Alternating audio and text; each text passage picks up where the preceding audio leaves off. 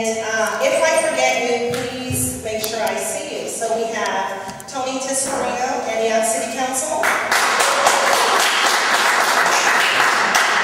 We have Phyllis Gordon, the Women's Commission. Greg Inholm, the College Board. And we have Mr. Mans from the NAACP. He's the education chair. And I also know Raymond has an executive function with the NAACP, but I don't know what that is. So Raymond.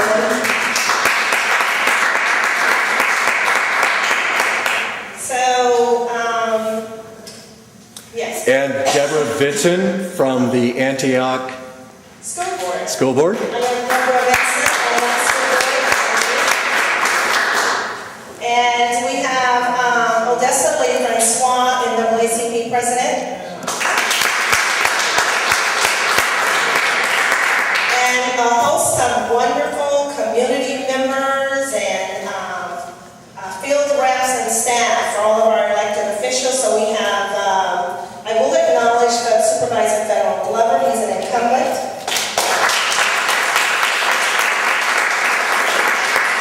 I will acknowledge Ms. Anna Marie Ferrier. She's a city council mayor for Martinez. She's a vice mayor for Martinez. And we have Emmanuel here from the health district.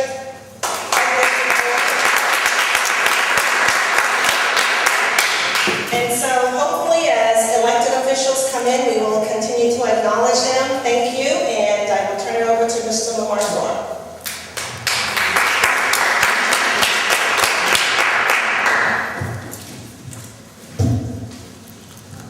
Good evening, everybody. I'm Lamar Thorne. I'm the proud resident of the great city of Antioch, and I will be tonight's moderator. And I want to quickly point out that I want to thank Paul for leading the effort, for putting this forum together, and really getting our club to really get in front of important issues, but more importantly, giving citizens the opportunity to hear from candidates running for public office. So thank you.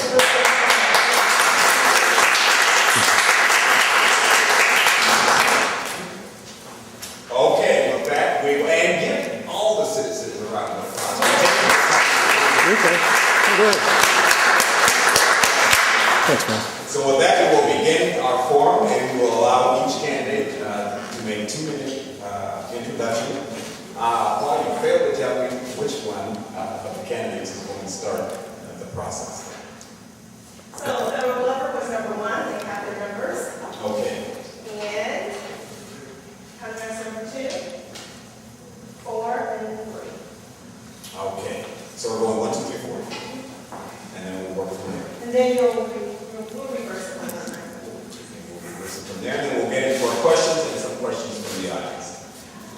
So we start with the incumbent candidate, Federal Glover. How was your opening remarks? Thank you, and thank you for the opportunity to be here tonight. It's great to be here tonight because last year this time I wasn't as fortunate. I was in San Francisco at the hospital. And at this time the doctor had came in and told me that we would be going into surgery within a few hours. So we're approaching the anniversary of my new birthday. I want to tell you it's really an honor to have served Democrats within this region for the last 21 years, 5 loads on Pittsburgh City Council, and the last 16 years on Board of Supervisors. It's been a great honor to serve the communities in which we do because there's so much need out there, and our opportunities have been such that we've been able to make a difference in each of those communities. Tonight, I'm very proud to say that I stand here a Democrat in good standings. I have the support of our congressional delegation that serves in Washington, D.C., all of our state representatives that's in Sacramento, and I was endorsed by the Democratic Central Committee So they have shown me their love and the fact that they see me as a good Democrat. I'm looking forward to continuing my stay on the Board of Supervisors and doing the work that we've been doing for the last 21 years. Thank you.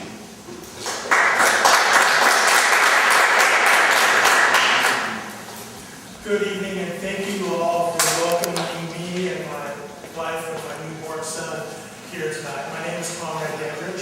I've been a resident of Contra Costa County for the last 48 years. My parents moved to California from the South, from Virginia. My dad spent 32 years working at Naval Weapons Station before he retired about 15 years ago. My mom was a community college teacher. One of the things they instilled in me, and it was instilled through education, is the concept of leadership. As a middle school and high school student in Central Contra Costa County, I was fortunate to be able to interview some of the big wigs of county politics. In 1979, I was welcomed to speak before 10,000 teachers in the Oakland Coliseum about the effects of Proposition 13 and what it would have on our schools. That was at age 13. In high school, I interviewed Willie Brown.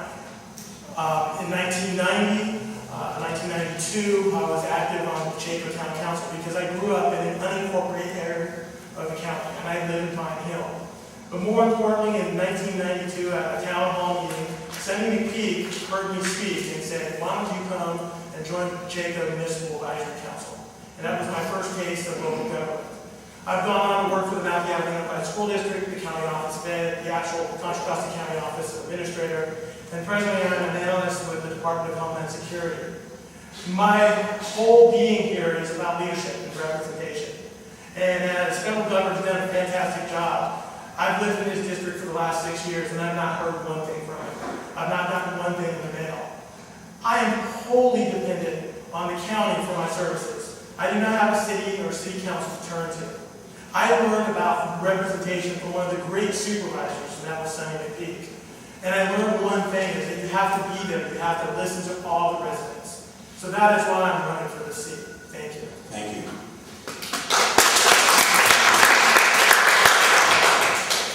Thank you all, first of all, for coming out and allowing me this opportunity. It's such a humbling experience to have you guys out on a weekday to come hear us speak. I'm Anna Marie Alafrias, the Vice Mayor of the City of Martinez. I'm a third-generation Martinez resident. I am a lifelong Contra Costa County resident. I'm very proud of my public service. It doesn't begin with my elected role. I have nearly 27 years of public service. I'm serving my community. I've worked in San Francisco County, Alameda County, and I'm back in Contra Costa County. A total of 27 years.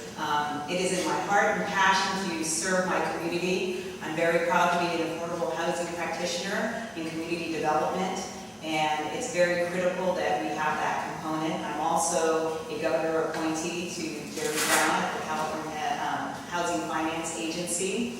I'm excited about running and giving the voters an opportunity of having a new option. It's a wonderful thing, and it's a wonderful democracy to be able to have options on the ballot. I'm going to infuse the district with passion, energy, and I'm going to be engaged.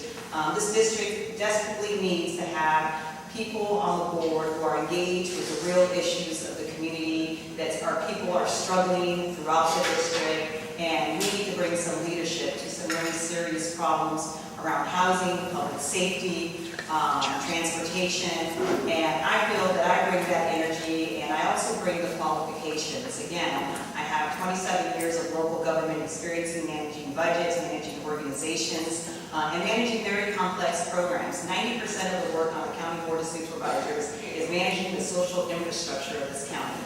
And I have the skills to be able to do this, and I look forward to be able to demonstrate those skill sets forward to the community. So thank you for your time today. Thank you.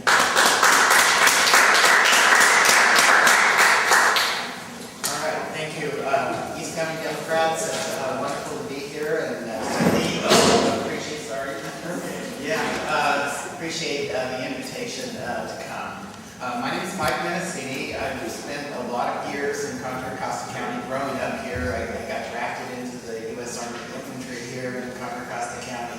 Spent 6 terms as the mayor of Martinez, was elected by the mayors of Contra Costa County twice to chair the mayor's conference, helped put the transportation authority in place, in the governing, the body for the transportation authority.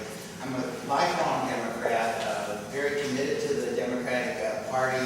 I hate to say it, I'll probably offend some folks, but I have phone bagged for Bernie, which has been a lot of fun, mainly because I've discovered how technical it's become in terms of making those phone calls and the computers and whatnot. I've worked for many, many Democrats here. I've walked precincts for federal, who I think is a fabulous person, as well as precincts for Anna Marie, and I'm very proud of having done that.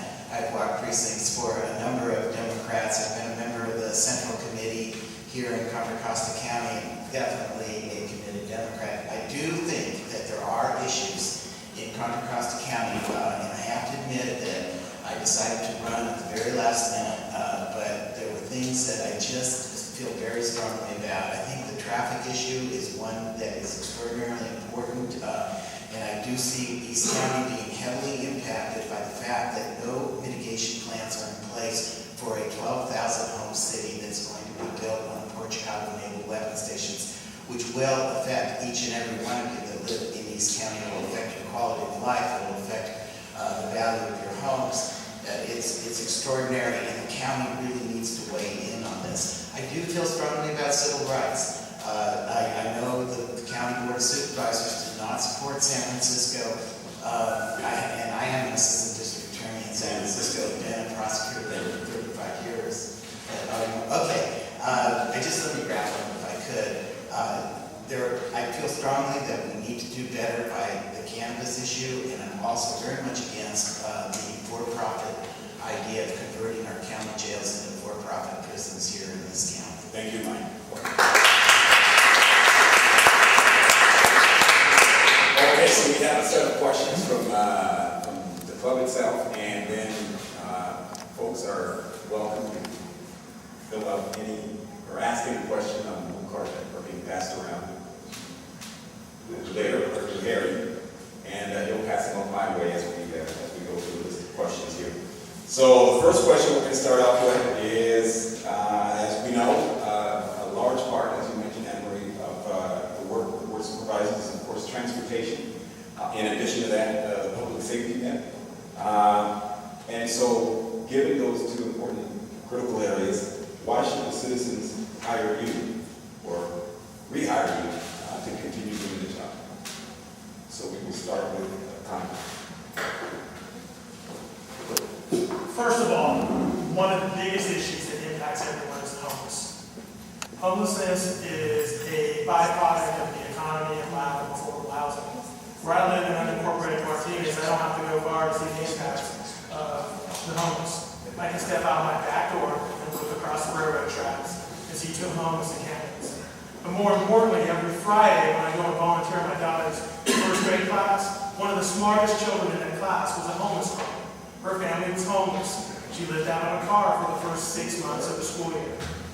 There is not enough being done to solve the homeless problem. Now let's forget about being compassionate. Let's just look at it from dollars and cents. The homeless issue impacts every social program in the county, from the hospital and medical services, to fire and public response, to law enforcement. Now, if we can get these folks into housing, we can turn that whole cost around. They go from being a drain on society and on the county budget to being contributors to society and the county budget, giving them a hand up. One of the best homeless advocates is Doug Stewart. And his program is shutting down in just over 2 months. Why? Because he's not getting the support or the funding from the county. But let's look at transportation. We've heard a whole lot about transportation. The widening of Highway 4 in East County, the widening of Highway 4 in West County. But guess what? For those of you in the military, there's a choke point, and I live 2 minutes from it. It's the Highway 4 680 interchanges. To come out here tonight, we had to bypass it, or we'd still be sitting on the freeway. The voters in 1988 said, we want to change this. They passed Measure C by 58%. That raised the half-inch sales tax. But where's that project at? It's been moved back again.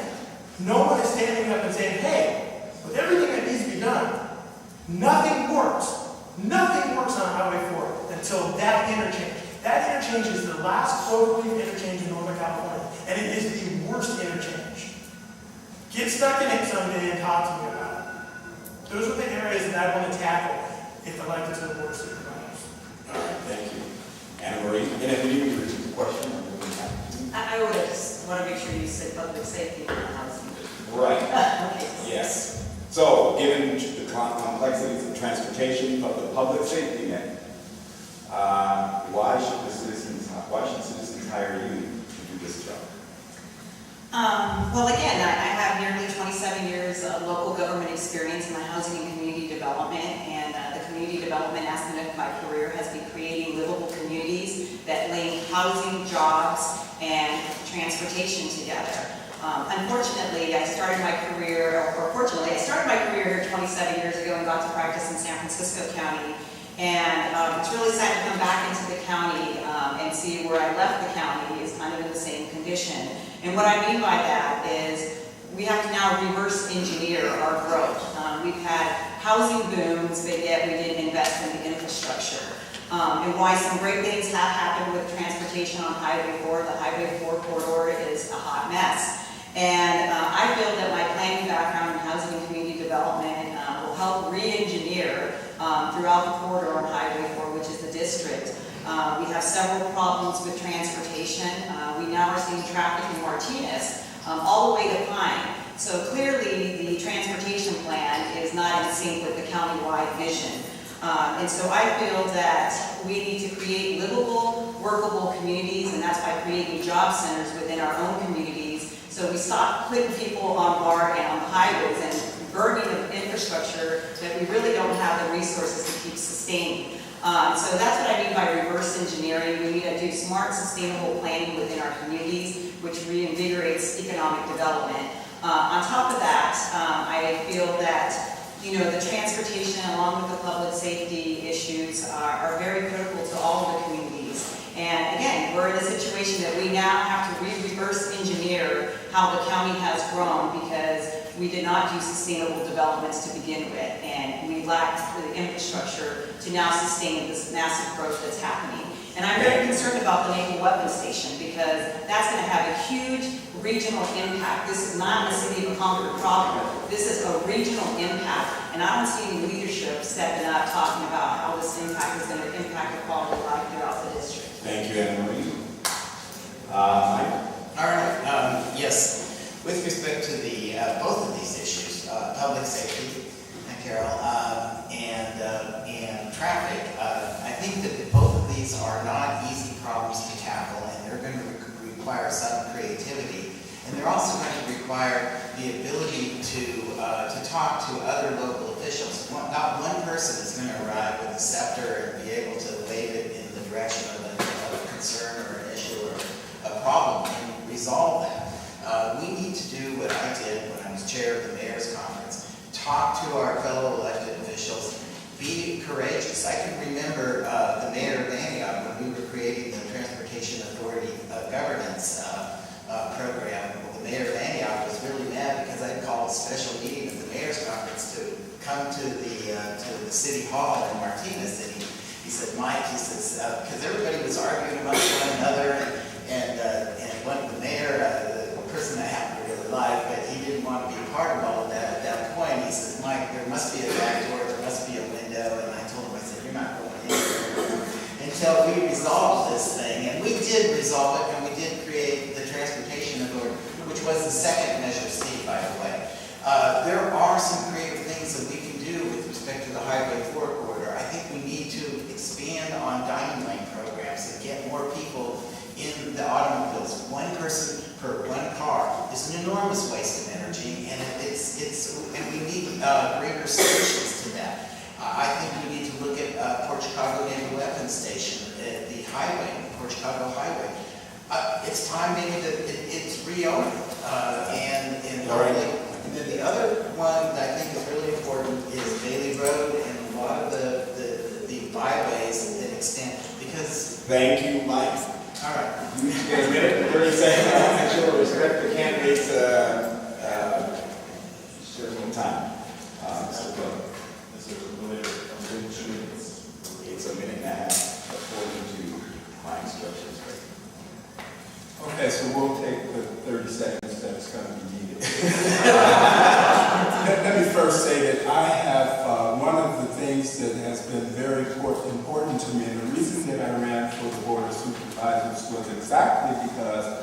traffic and the infrastructure that was in place to move people when I was elected in 2000. Since that time, we've made a lot of good moves. We've done millions and millions of dollars worth of work along the Highway 4 corridor. We've been able to work with our citizens here locally to get them on the same page, and that's the only reason that we have any type of art coming into this area. Not only have I done that, but I positioned myself so that I could serve on CCTA, so I could serve on MTC, where the dollars are, and making a difference in those particular arenas. Also, having a relationship that I've had with the federal and state legislature have made a major difference when it comes to how do we create the ability to fill the gaps as it relates to California Transportation Authority. So all those things says that there's possibility for those revenues to come. Our traffic infrastructure is not going to be solved overnight. We have to look and be creative in terms of what we do. We have to get people out of cars, so that means different modes of transportation.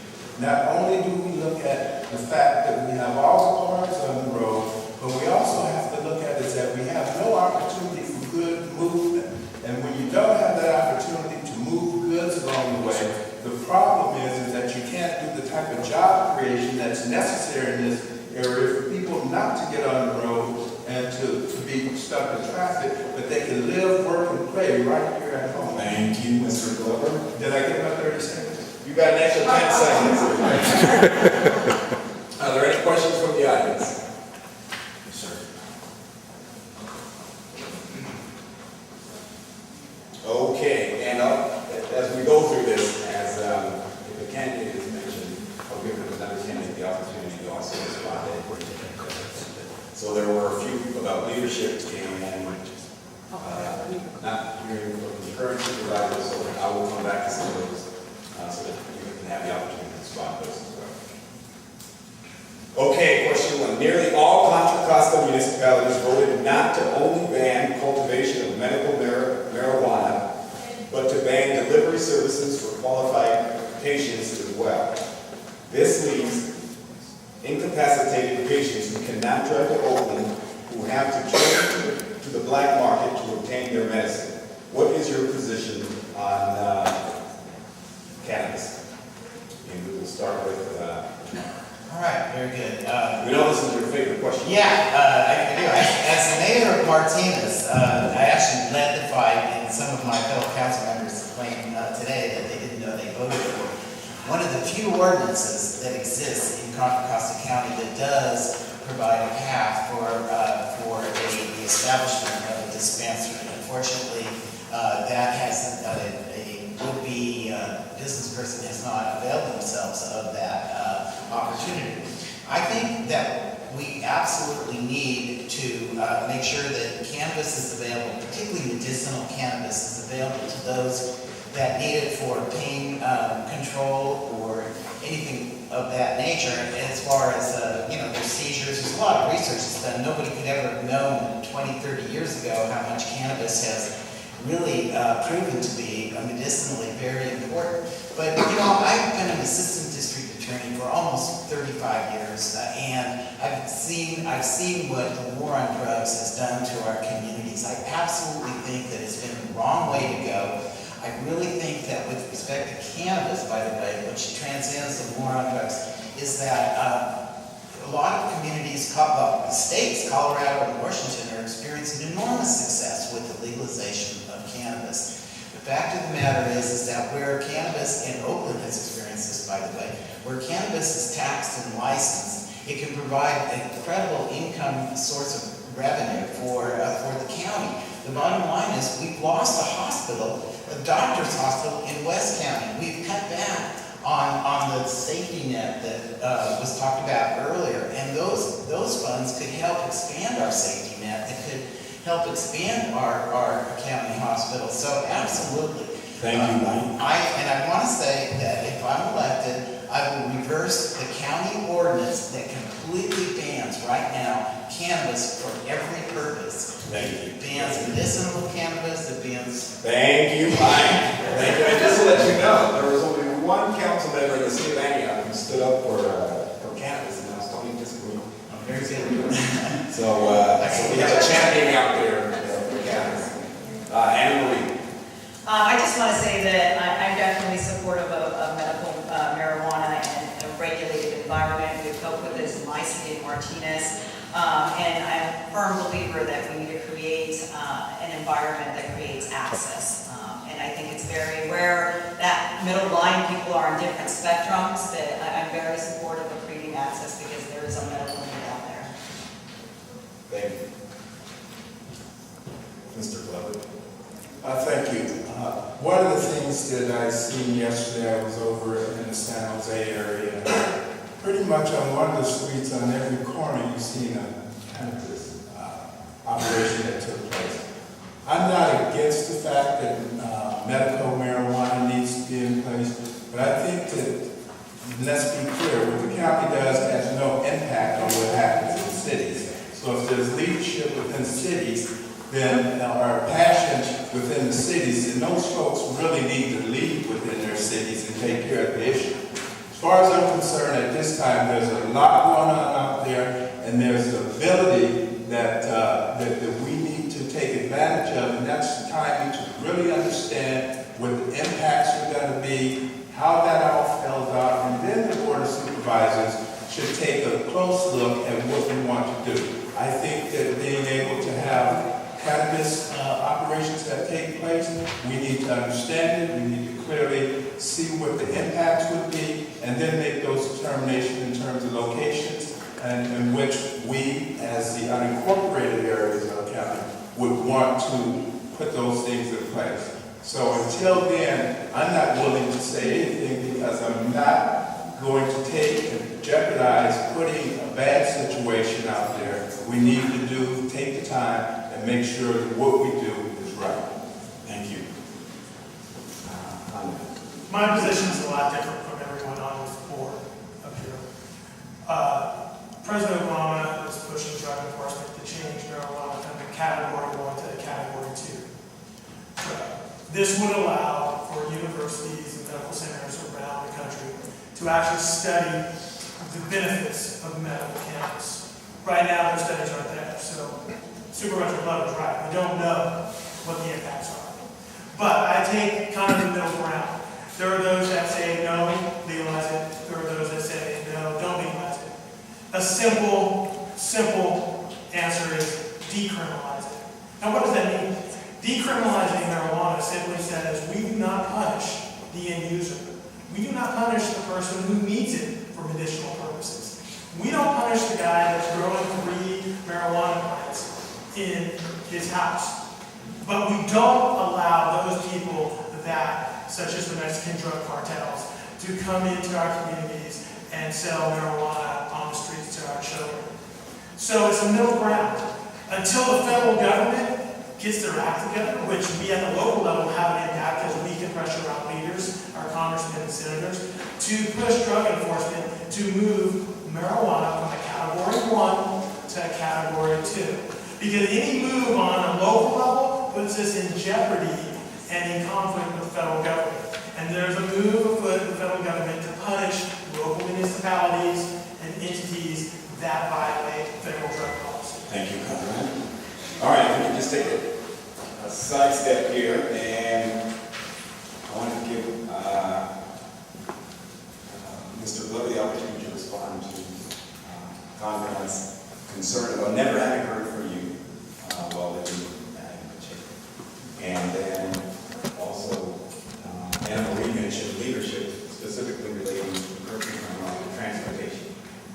And you can respond to those two. Well, let me just take the latter. I think that when we talk about leadership as it responds to transportation, obviously, where that question comes from is an individual that hasn't been a part of the transportation system at all. I've never seen them at any meeting.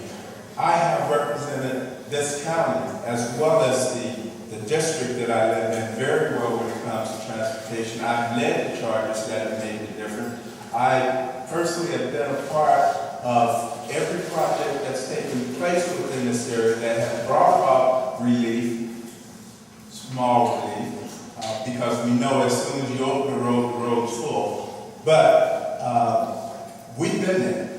The people that you don't see are those who sit back and point fingers at folks that are out there leading and working because they haven't been there to see the impact that's been made. So I take exception to anyone that would want to challenge me on transportation issues. I take, they can take that and they can read up on where federal government has been on those issues and how we have made impact, how we have made changes, the meetings that we set in, not with the local folk, but with the folks on the federal and state level to make sure that we get our fair share in terms of trying to create the avenue where this infrastructure in California, Contra Costa County, is being taken care of. And you have second. Well, I was hoping you put it all into one, but it was about Conrad mentioned that he never heard of it. Well, obviously, once again, he don't get out very much either because he has an opportunity to see me or hear from me. I've never gotten a call from Mr. Dandridge that said, Supervisor Glover, I want to meet with you. Those things that take place at the MAC, those are covered on a day-to-day basis. We've been to the MAC, we've been to events. Unfortunately, I haven't seen the leadership that sits outside of me do anything to show that community that he's worthy of sitting in this seat. All right, thank you. Can I answer that? Very quick. You can. If you go into Pacheco today, there's a very beautiful community center. In 1992, Braddock and Logan showed up at my doorstep. They were getting ready to tear down the Pacheco Elementary School and build about 80 houses. And they came to me on a night before the PDAC meeting and said, this is what we want to do. No, we didn't do what they wanted to do. In fact, I turned around and demanded that not only they build the community center without any public funds, but they dismantled, and if you go to the community center, on the north wall of the community center is a beautiful mural of Old Pacheco. They dismantled that mural tile by tile and rebuilt it on the north wall of the community center.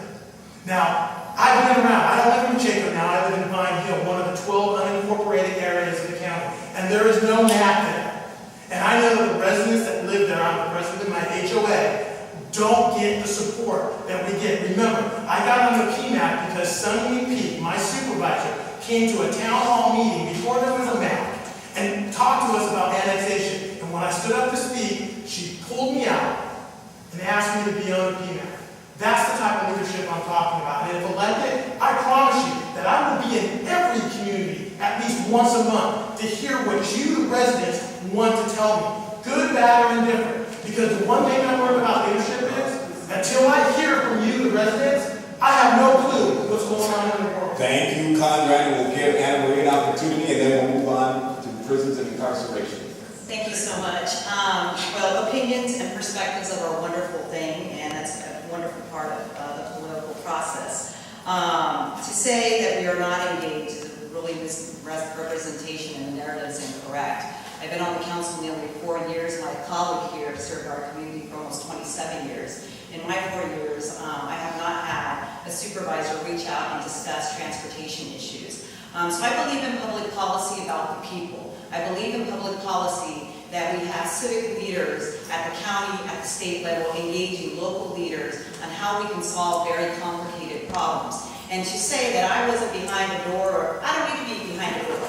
You are elected to represent our city, our community. You are the county board of supervisors. And transportation, while it might have happened in East County, it has impacted us throughout the district. And we have not been at the table, and we have not been engaged. And so if I were elected, I will definitely be engaged with local elected officials on every step of the way to make the quality of life good for everyone, not certain communities that we grew up in. So that is the big distinction here about having representation and public policy that looks at it regionally, not just one-time solutions, a Band-Aid effect that has a trickle-down effect. Thank you. Can I ask a question? If we're going to point fingers, let me know that that's the case. If we're going to talk about the issues, let's do that. But if we're going to do pointing fingers, then let me know, because I can do it. Well, we're going to prisons and incarceration. And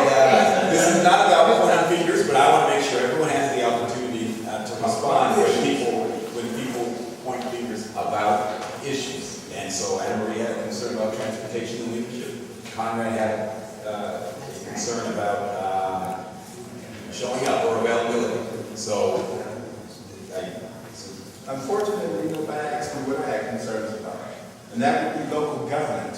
When you are in a city, you are elected, wait a minute, you let them shoot off it there. So when you're in a city and you're elected to a council, then you are the governance of that city. And when you are looking for leadership, the people are looking to that city council, not the county board of supervisors. But they have the ability to lead by making it known to who their representative is, what the issues are, if they feel that their representative is out of touch with what those issues are. I don't think I am. Thank you. Okay, so we're going to move on to an important issue for the county, and that has to do with, this is a question from Emmanuel. What do you plan to do about prison recidivism? And as many of you know, the state mandated that much of its prison population come up to county level, as it was for non-violent drug offenders, what we call non. So this has been an important issue for all counties throughout California. It's not unique to Contra Costa County. But what do you plan to do about recidivism at the local level? And we'll start with Emily. Emily. Oh, okay. I think it's really important that we have the adequate services for re-entry programs within our communities. I know with AB 109 in our communities, we in the Incorporated definitely saw our police department had to deal with a lot of issues due to this policy change. So why I think in some tracks it's a wonderful opportunity to have re-entry programs and rehabilitate people. The services need to be in place, and I would make sure that we have adequate resources at the county level to make sure cities do not suffer issues by not being able to provide people second opportunities when these early releases do happen. Thank you. We'll go with one. Do you want me to go next? Yeah. Oh, okay. Wasn't sure. In any event, I think realignment, of course, has been a good thing. Realignment has essentially taken nonviolent offenders out of our prisons and placed them in local facilities, the county jail, for example. My personal belief, and many years ago, I've talked about this back in 2002. I know maybe some of you know that I was talking about this. But I do think that the community has to be more involved with individuals who have gone off on the wrong track. So I do agree that beyond realignment, which puts people in local lockup facilities, but we also need re-entry programs. And toward that end, I'm a huge fan of the idea of community courts getting citizens involved in the criminal justice system. The community courts, and I know this is kind of a long subject, and I'm sure I run out of time if I get into this, but it really works, and you get local citizens. It's in part referred to as restorative justice, and it talks about the victims as well as the defendants. Kamala Harris wrote a really interesting book called Smart on Crime, and it's what I happen to believe in. So if you do happen to pick up that book, you might want to take a look at Smart on Crime. That is definitely what I'm committed for. But I will say, and I do want to, well, there's really one other serious issue that I think needs to be addressed. And I know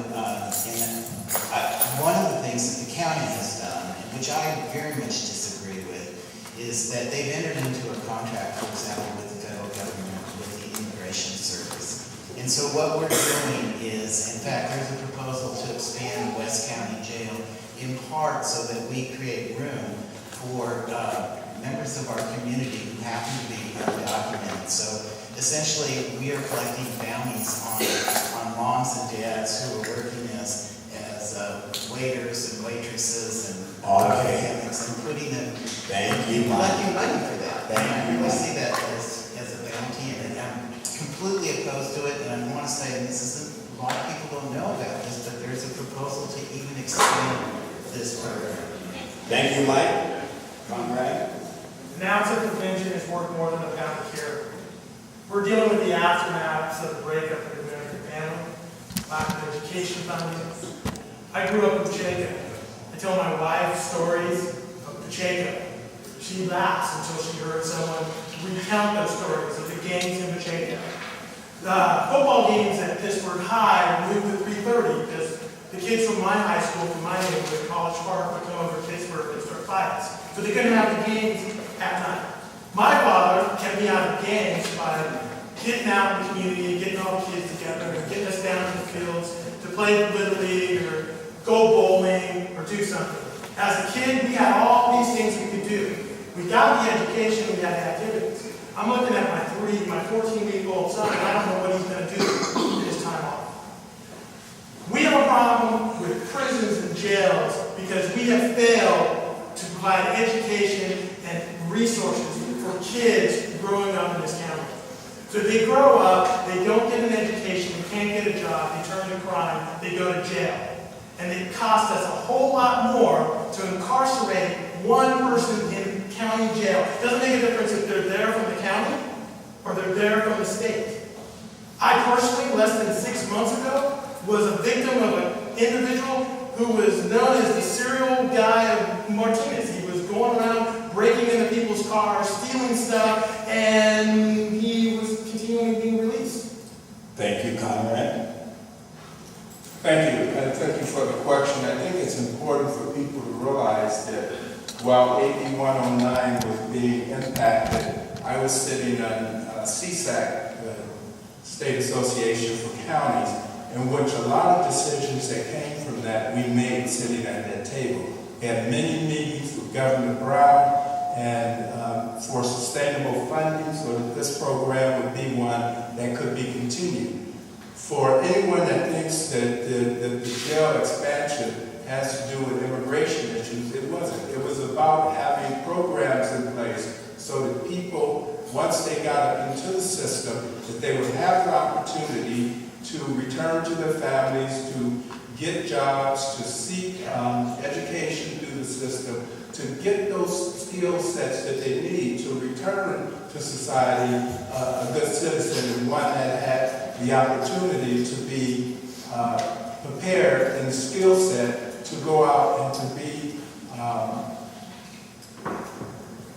be ready to assume a job, be ready to return to their family in a way that it was acceptable and not be a menace to society, but to be a product of something that works very well. And I work with the Sheriff's Department as well as the DA, who both has endorsed me because of the work that we've been able to do surrounding AB 109.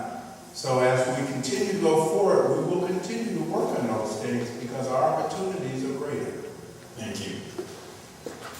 And one thing that folks did mention was the current network program that exists throughout the county, where the county is providing services.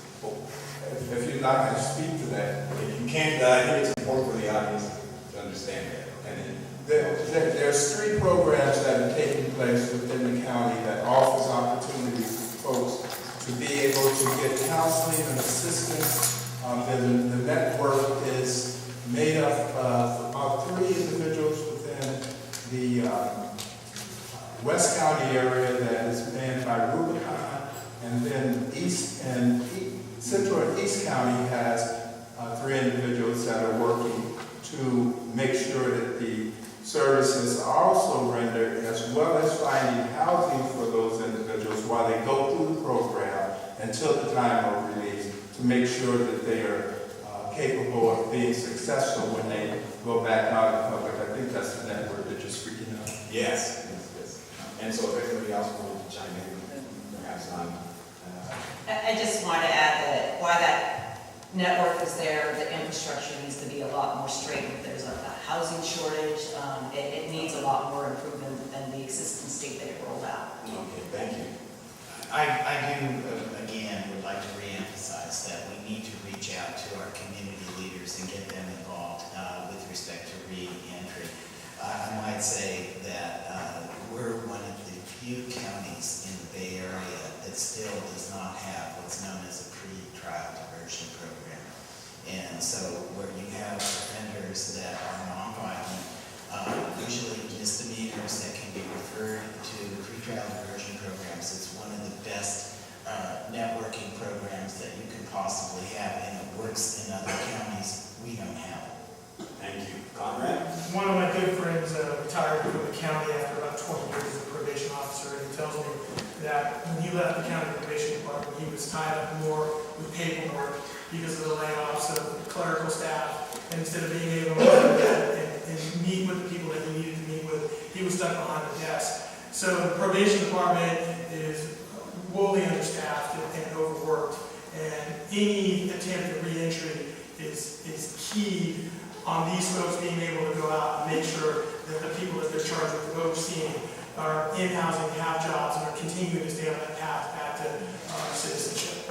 Thank you. And I brought that up because my wife manages the East County network, so I would be a bad man if I didn't mention that. So the next important public institution for county residents is, of course, fire protection. And the question is very simple: if elected or re-elected, would you consider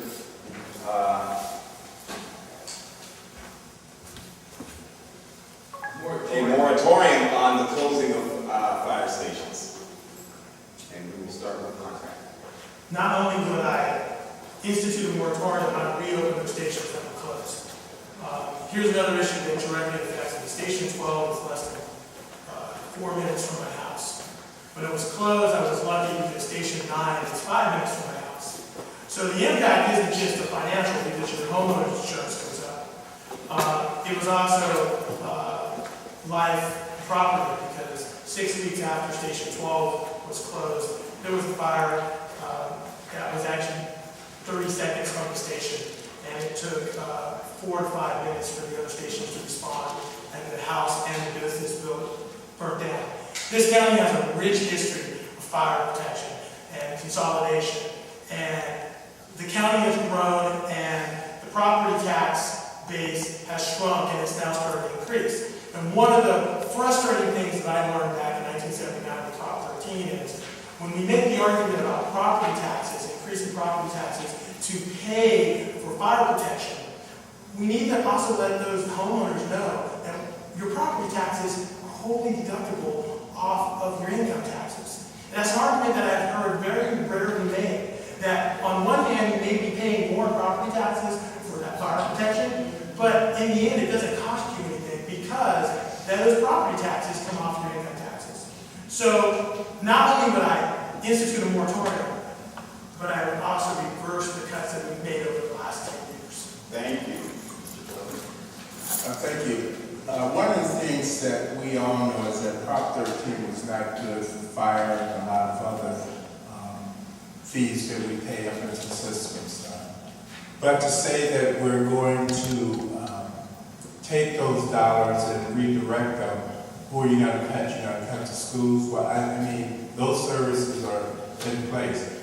We do need to take a look at Prop 13, and what needs to happen is that we have to engage our state legislature to put something together in terms of making that happen. I've had many discussions in terms of what do we need to do to get Prop 13 overturned in a way that it is fair to all the taxing agencies. When you look at the problem that we have in Contra Costa, it is a problem. And we realize that. And one of the things that we have is a lot of small independent stations. The only way that we're going to create the system that works is to do total consolidation. And then we could look at it, because people are relying on the county to take care of every problem in every part of the county. And you can't do that when you manage just fire. We have nothing to do with the other small districts. But yet, everyone's looking and focused on what can you do.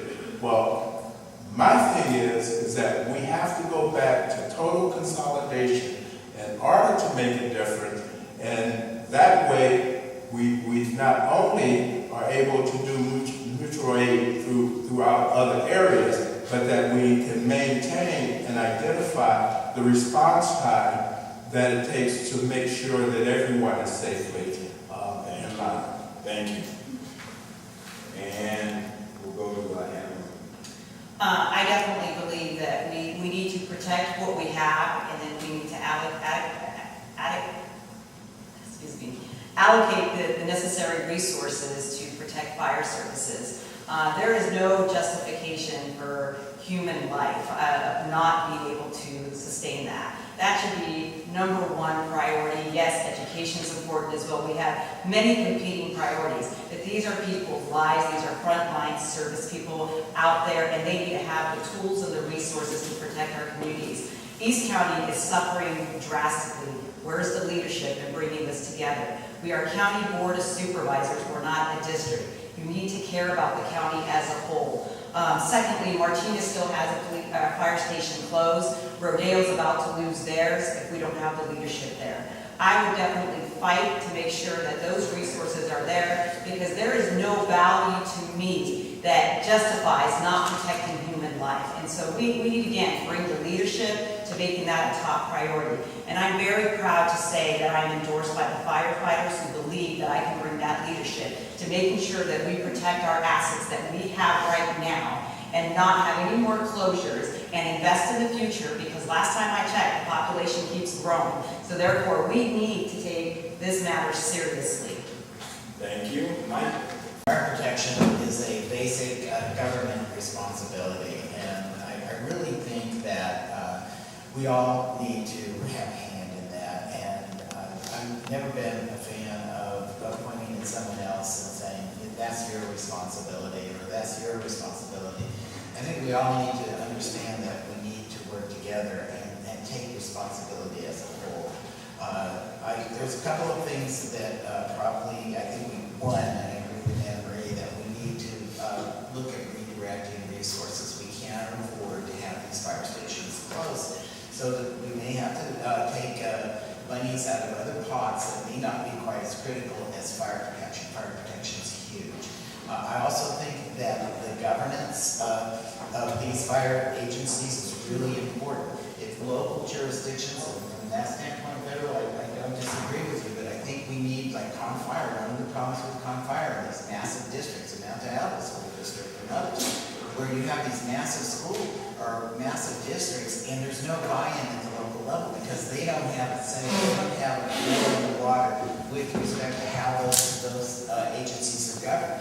We know that we lost a bond measure in part because there was real serious criticism, at least coming from the Contra Costa Times and other places, about the way the district was being managed. And there was a thought that it wasn't, that we were losing money that could otherwise be used to. And part of that is because we have a governance system that doesn't get the local jurisdiction invested. And lastly, with respect to Prop 13, on the Central Committee, and Carolyn may remember this, I've been a strong supporter of split roles. I do think that Prop 13 needs to be reformed. I think split roles is the way to go. Unfortunately, when Jarvis and whatnot sold this thing, they talked about older folks who were living on fixed incomes and they wanted to keep their houses. But other people that benefited, unbeknownst to most of the public, were the refineries and the industrial complexes, and these people who were making jobs, and we need split roles. We do need to reform Prop 13. It is a complicated issue. Thank you. Thank you. Okay. Prop 13 hasn't happened yet. Conrad wants to reopen some of those fire stations. Federal brought up a good focus one, which was, well, what are you going to cut? And you brought that up as well. So I'm interested in knowing what would you cut to prioritize fire protection? And we can start with Conrad. Well, some of you will understand that I am not elected a leader, but I've been a public servant for nearly 30 years. And every place I've gone, I've turned budgets from red to black. From the Apple Valley College and their speech program, I sit on their accreditation team and looked at how they can improve their funding. The county commissions that I worked on, I turned their budget from red to black. I work at the biggest spender of money in the world right now, the federal government. But every year my office turns money back to the federal government because I don't believe in cutting. I believe in saving. As an individual living in Martinez, I can't cut things out. I find ways to save. I see waste and fraud and abuse wherever I go. Money public level like it's some endless pot out there. So there are funds there. I've read the county budget every year since I got laid off from my county job in 2001 because of the budget shortfalls then. There are places where you can save money. We need to change the way we think about public funding. We need to stop looking at it from a yearly basis, because at the end of the year, you got money there, everybody rushes out, they got to spend the money because they're not going to get it. It's starting to happen at the federal government level, at the state level, and at some local levels, where entities that save money, their budgets are frozen at the level that they have. So there's an incentive to save money. Because we keep cutting and we don't keep fixing. It's easy to cut. It's never, tell me the time when you cut something, you've come back and you replaced it at the same amount of money that you cut originally. But when you save it, you can take that money elsewhere and put it to other good use. Okay, thank you, Conrad. Just so that we're clear, for you, it's about not cutting, it's about finding ways of broadening use, and I guess inefficiencies in the system to find savings to ensure that we restore fire protection. Yes. Okay. We'll go to Mike. All right. You know, as the mayor of Martinez for many years, I was elected 6 times, and I was also served on the council with Anne Marie.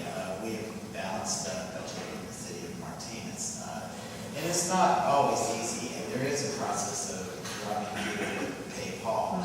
But one of the things that we did in Martinez over the years, and yes, every jurisdiction has suffered after 1978 and the passage of Prop 13.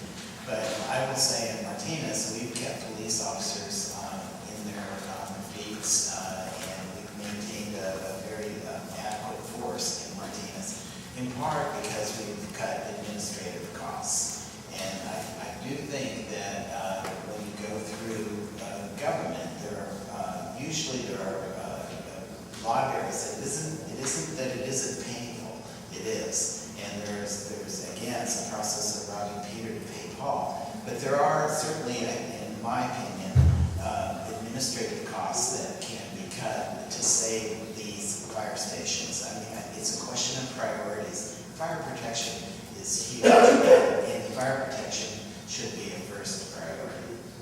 Thank you. Yes, as my former colleague indicated, I think in the city of Martinez, we've demonstrated that leadership in our public safety, that we are good fiscal responsibility in managing the budget and making sure that we never compromised our public services. And if that meant realigning the budget on the administration, that's what we did. We felt the services are very critical to the community, and I would do that at the county board of supervisor level as well, that there's always a way to realign budgets without cutting services, and that should, you know, it's not picking one service over another, whether it's education, healthcare, they're all equally important, that it's having that balance and allocating the budget and resources adequately and always being focused on it. You can't ignore it. And again, it's creating that priority in the budget and making sure it aligns correctly. Okay, so Mike and Anne Marie are not going to cut their fine, well, administrative costs. Don't cut my price.